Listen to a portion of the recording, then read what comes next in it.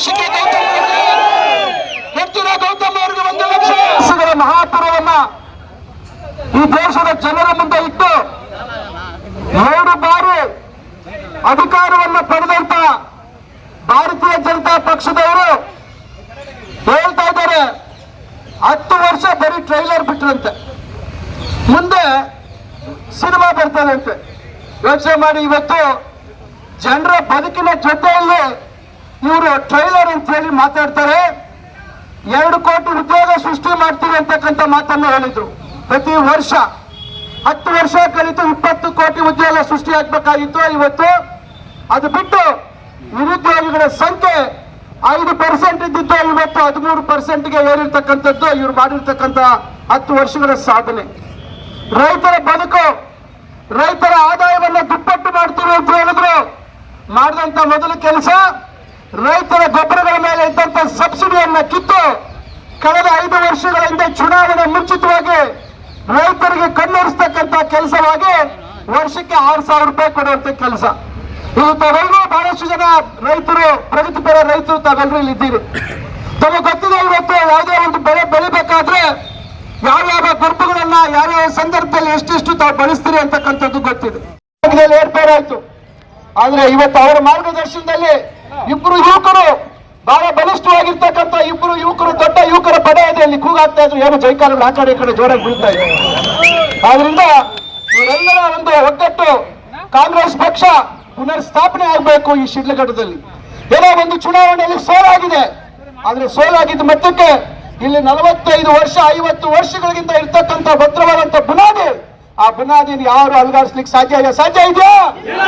ಆದ್ರಿಂದ ನಾನು ತಮ್ಮೆಲ್ಲರಲ್ಲೂ ಕೇಳೋದಿಷ್ಟೇ, ಪದೇ ಪದೇ ನರೇಂದ್ರ ಮೋದಿ ಅವರು ಮಾತಾಡ್ತಾರೆ ಕಾಂಗ್ರೆಸ್ ಪಕ್ಷ 60 ವರ್ಷ ಏನ್ ಮಾಡ್ತು ಅಂತ. ಸ್ವಾಮಿ, ನಾನು ಹೇಳ್ತಾ ಇದ್ದೀನಿ, ಸ್ವಾತಂತ್ರ್ಯ ಬಂದಂತ ಸಂದರ್ಭದಲ್ಲಿ ಜವಾಹರ್ಲಾಲ್ ನೆಹರು ಅವರು, ಸರ್ದಾರ್ ವಲ್ಲಭಾಯ್ ಪಟೇಲ್ ಅವರು ಒಂದು ಭದ್ರವಾದಂತ ಬುನಾದಿ ಹಾಕಿದ್ರು. ಈ ದೇಶಕ್ಕೆ ದೊಡ್ಡ ದೊಡ್ಡ ಕೈಗಾರಿಕೆಗಳನ್ನು ತರುವಂತ ಕೆಲಸ ಮಾಡಿದ್ರು, ದೊಡ್ಡ ದೊಡ್ಡ ಉದ್ಯಮಗಳನ್ನ ಪ್ರಾರಂಭ ಮಾಡಿದ್ರು, ದೊಡ್ಡ ದೊಡ್ಡ ಶೈಕ್ಷಣಿಕ ಸಂಸ್ಥೆಗಳನ್ನು ಮಾಡಿದ್ರು, ದೊಡ್ಡ ದೊಡ್ಡ ಅಣೆಕಟ್ಟುಗಳನ್ನ ಕಟ್ಟಿದ್ರು. ಇವತ್ತು ಹಸಿರು ಕ್ರಾಂತಿಯನ್ನ ಮಾಡಿದ್ರು. ಈ ರೀತಿ ನಾನಾ ರೀತಿ ಇವತ್ತು ಆಹಾರ ಉತ್ಪಾದನೆಯನ್ನ ಮಾಡಿದ್ರು, ಒಳ್ಳೆ ಬಟ್ಟೆಗಳು ಬರುವಂತದ್ದಕ್ಕೆ ತಯಾರಿಯನ್ನ ಮಾಡಿದ್ರು. ಎಲ್ಲಾ ರೀತಿ ಎಲ್ಲಾ ಕ್ಷೇತ್ರದಲ್ಲಿ ಇವತ್ತು ಎಲ್ಲಾ ತಯಾರಿ ಮಾಡಿದ್ರು. ಹಂತವಾಗಿ ರಾಜೀವ್ ಗಾಂಧಿ ಅವರು ಕಂಪ್ಯೂಟರ್ ಅನ್ನು ತಂದ್ರು ಈ ದೇಶಕ್ಕೆ. ಇಡೀ ದೇಶ, ಇಡೀ ಪ್ರಪಂಚ ಮಾತ್ರ ನಾವೆಲ್ಲ ಹೊಡ್ಕೊಳಕ್ಕಾಗತ್ತೆ. ಇಲ್ಲ ಅಂತಂದ್ರೆ ನಮ್ಮನೆಯಲ್ಲಿ ನಾವು ಧೈರ್ಯವಾಗಿ ಬದುಕ್ಬೇಕಂದ್ರೆ ಕಷ್ಟ ಆಗತ್ತೆ. ಮೋದಿಯವರು ಅಂತ ಕೆಲಸ ಖಂಡಿತ ಮಾಡ್ತಾರೆ ಅನ್ನೋ ಮಾತನ್ನ ಈ ಸಂದರ್ಭದಲ್ಲಿ ಹೇಳ್ತಿದ್ದೀನಿ.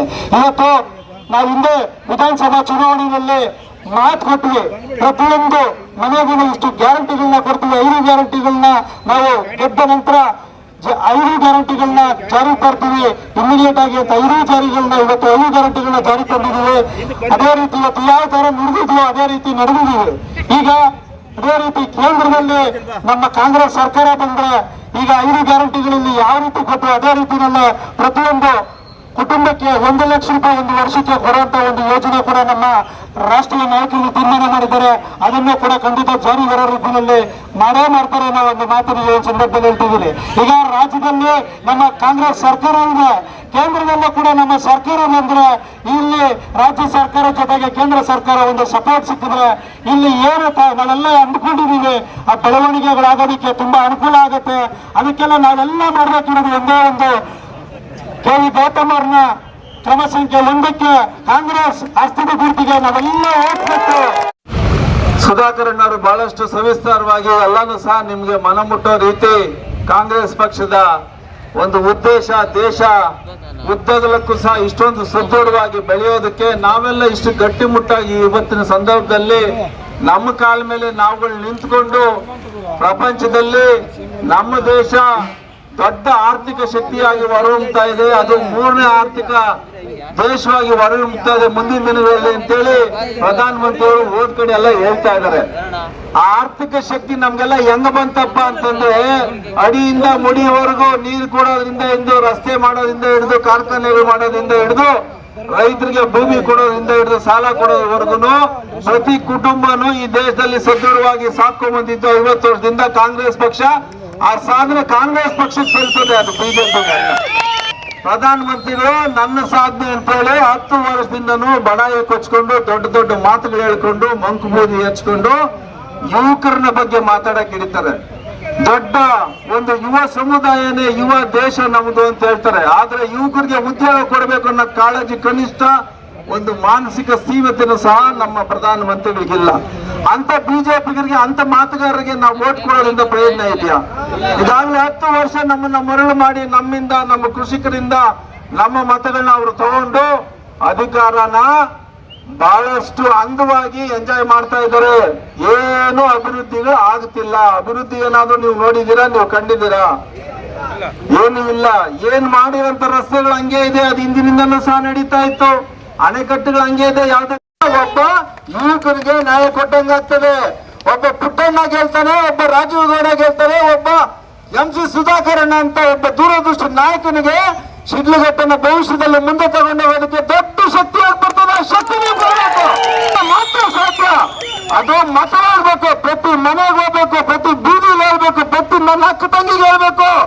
ನನ್ನ ತಾಯಿಯೊಂದು ಕೋಟಿ ಕುಟುಂಬಗಳು ಇವತ್ತು ತೆರೆ ಹಿಂದೆ ಗೃಹಲಕ್ಷ್ಮಿ ಯೋಜನೆ ಇರ್ಬೋದು, ಎಷ್ಟು ಹಣ ಉಳಿತದ ಅಷ್ಟು ಹಣನ ಬಳಸ್ಕೊಂಡು ಮಕ್ಕಳ ವಿದ್ಯಾಭ್ಯಾಸಕ್ಕೆ ಅದನ್ನು ತೊಡಗಿಸ್ತಾ ಇದ್ದಾರೆ.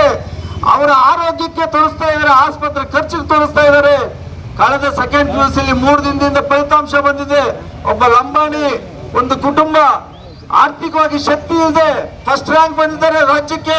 ಅವ್ರಿಗೆ ಯಾವ ರೀತಿ ಶಕ್ತಿ ಬಂತು ಅಂದ್ರೆ ಅವ್ರು ಹೇಳ್ತಾರೆ, ನನಗೆ ಗೃಹಲಕ್ಷ್ಮಿ ಹಣ ನಮ್ಮ ತಾಯಿ ತಂದೆ ಕೊಟ್ಟಿದ್ದೆ, ನಮ್ಗೆ ಸಹಾಯ ಆಯ್ತು ಅಂತ ಹೇಳಿ ಕಣ್ಣಲ್ಲಿ ನೀರು ಬಳಸ್ಕೊಂಡು ಹೇಳ್ತಾ ಇದ್ದಾರೆ. ರಾಜ್ಯದಲ್ಲಿ ಶಕ್ತಿ ಬರ್ತಾ ಇದೆ. ಸಿದ್ದರಾಮಯ್ಯನವರ ಯೋಚನೆಗಳು, ಆಲೋಚನೆಗಳು ರಾಜ್ಯದಲ್ಲಿ ಯಾರು ಹಸುವಿಂದ ಸಾಯಬಾರ್ದು, ಯಾರು ಕೀಳಾಗಿ ಬದುಕಬಾರ್ದು, ಎಲ್ಲರೂ ಸ್ವಾಭಿಮಾನದಿಂದ ಹೊಟ್ಟೆ ತುಂಬಾ ಊಟ ಮಾಡಿ ಕೈ ತುಂಬಾ ಕೆಲಸ ಮಾಡ್ಬೇಕಂತೇಳಿ ಈ ಯೋಜನೆಗಳ ಅನುಷ್ಠಾನ ಮಾಡಿರುವಂತದ್ದು. ಮಟ್ಟದಲ್ಲಿ ಕೈಗಾರಿಕೆಗಳನ್ನ ಮಾಡುವಂತ ಪ್ರಯತ್ನ ಆಗ್ಲಿಲ್ಲ. ನಾವು ಬರೀ 10 ತಿಂಗಳಾಯ್ತು ಬಂದು. ನಾನು ಹಿಂದೆ ಚಿಂತಾಮಣಿಯಲ್ಲಿ 1300 ಎಕರೆ ಗುರ್ಸಿದ್ವಿ. ಆದ್ರೆ 10 ವರ್ಷ ನಾನು ಸೋತಿದ್ದಕ್ಕೆ ಯಾವುದು ಅಲ್ಲಿ ಮುಂದೆ ಬರಲಿಲ್ಲ. ಈಗ ಅಲ್ಲಿ ಸಮಸ್ಯೆಗಳು ಉದ್ಭವ ಆಯ್ತು. ಡೀಮ್ಡ್ ಫಾರೆಸ್ಟ್ ಅಂತೇಳಿ ಅರಣ್ಯ ಇಲಾಖೆಗೆ ಸುಮಾರು ಒಂದು 500 ಎಕರೆ ಸೇರುವಂತ ಪರಿಸ್ಥಿತಿ ಆಯ್ತು 2 ಕೈಗಾರಿಕೆ ಪ್ರದೇಶದಲ್ಲಿ. ಆದ್ರೂ ಮೊನ್ನೆ ಒಂದು 560 ಎಕರೆ ಮತ್ತೆ ಹೆಚ್ಚುವರಿಯಾಗಿ ಕೈಗಾರಿಕೆಗಳನ್ನ ಮಾಡೋದಕ್ಕೆ ನಿಗದಿ ಮಾಡಿದ್ದೀವಿ. ಬಾಗೇಪಲ್ಲಿಯಲ್ಲಿ ಸುಮಾರು ವರ್ಷಗಳಿಂದ 15 ವರ್ಷಗಳಿಂದ ಆಗಿರ್ಲಿಲ್ಲ. ಈಗ ಅಲ್ಲಿ ನಮ್ಮ ಶಾಸಕರು ಸುಬ್ಬಾರೆಡ್ಡಿ ಅವರು ನಾವು ಸೇರಿ ಈಗ ಅಲ್ಲಿ ಕೂಡ ಕೈಗಾರಿಕೆಗಳು ಬಾಗೇಪಲ್ಲಿಯಲ್ಲಿ ಮಾಡುವಂತ ಕೆಲಸ ಮಾಡ್ತಾ ಇದ್ದೀವಿ. ಆದ್ರೆ ವಿಶೇಷವಾಗಿ ಶಿಡ್ಲಘಟ್ಟದಲ್ಲಿ ನೀವು ಬೆಂಗಳೂರಿನ ನಮ್ಮ ಜಂಗಮಕೋಟೆ ಹೋಬಳಿ ಏನಿದೆ, ಬೆಂಗಳೂರಿಗೆ ಬಹಳ ಏರ್ಪೋರ್ಟ್ಗೆ ಬಹಳ ಸಮೀಪ ಇರ್ತಕ್ಕಂಥದ್ದು. ನಾವೀಗ ಅಲ್ಲಿ 2,500 ಎಕರೆ ಜಂಗಮಕೋಟೆ ಹತ್ರ ಗುರುತಿಸಿದೀವಿ ಕೈಗಾರಿಕೆ. ಇಷ್ಟು ದೊಡ್ಡ ಮಟ್ಟದ ಜಾಗವನ್ನ ಗುರುತಿಸಿದೀವಿ. ಈಗಾಗಲೇ ಕಮಿಟಿ ಬೋರ್ಡ್ ಅಲ್ಲಿ ಪಾಸ್ ಆಗಿದೆ. ಚುನಾವಣೆ ಇದು ನಮ್ಮ ನೀತಿ ಸಂಹಿತೆ ಮುಗಿದ ಮೇಲೆ ಎಲ್ಲರಿಗೂ ಅದನ್ನ ಎಲ್ಲ ಬೇರೆ ಪ್ರಕ್ರಿಯೆಗಳು ಮಾಡ್ತೀವಿ. ಒಳ್ಳೆ ಕೈಗಾರಿಕೆಗಳನ್ನ ತರುವಂತ ಪ್ರಯತ್ನ ಮಾಡಿ ಇವತ್ತು ಜಿಲ್ಲೆಯ ನಮ್ಮ ಚಿಕ್ಕಬಳ್ಳಾಪುರ ಜಿಲ್ಲೆಯ ಅಸಂಖ್ಯಾತ ಯುವಕ ಯುವತಿಯರು, ವಿದ್ಯಾವಂತರು ಅವಿದ್ಯಾವಂತರು ಯಾರಿದ್ದಾರೆ, ನೇರವಾಗಿ ಮತ್ತು ಪರೋಕ್ಷವಾಗಿ ಅವರಿಗೆ ಉದ್ಯೋಗ ಸಿಗುವಂತ ಒಂದು ಕೆಲಸವನ್ನ ಮಾಡ್ತೀವಿ. ಇದು ತಿಂಗಳಲ್ಲಿ ನಾವು ಕಾಂಗ್ರೆಸ್ ಸರ್ಕಾರ ಬಂದ ಮೇಲೆ ನಾವು ಮಾಡಿರ್ತಕ್ಕಂಥ ಪ್ರಯತ್ನಗಳು. ಇವತ್ತು ತಮಗೆ ಗೊತ್ತಿದೆ, ಸನ್ಮಾನ್ಯ ಮುಖ್ಯಮಂತ್ರಿಗಳು ಒಂದು ಹೈಟೆಕ್ ಸಿಲ್ಕ್ ಮಾರ್ಕೆಟ್ ಅನ್ನ ನಮ್ಮ ಶಿಡ್ಲಘಟ್ಟದಲ್ಲಿ ಮಾಡುವಂತದ್ದಾಗಿದೆ. ಕಳೆದ ಬಾರಿ 75 ಕೋಟಿ ಕೊಟ್ಟಿದ್ರು. ಈಗ ಮತ್ತೆ ಕೂಡ ಇನ್ನು 75 ಒಟ್ಟು 150 ಕೋಟಿಯಲ್ಲಿ ಇವತ್ತು ಶಿಡ್ಲಘಟ್ಟದಲ್ಲಿ ಹೈಟೆಕ್ ಸಿಲ್ಕ್ ಮಾರ್ಕೆಟ್ ಅನ್ನ ನಮ್ಮ ಸರ್ಕಾರ ಮಾಡ್ತಾ ಇದೆ. ಚರಂಡಿ ವ್ಯವಸ್ಥೆಗೆ ಸುಮಾರು 30 ಕೋಟಿಗಳನ್ನ ನಮ್ಮ ಬೈರ್ತಿ ಸುರೇಶ್ ಅವರು ಕೊಟ್ಟಿದ್ದಾರೆ. ಇನ್ನು ಇತರ ಹಲವಾರು ಕಾರ್ಯಕ್ರಮಗಳನ್ನ ಕೊಡುವಂತ ಕೆಲಸ ಮಾಡ್ತಾ ಇದ್ದೇವೆ.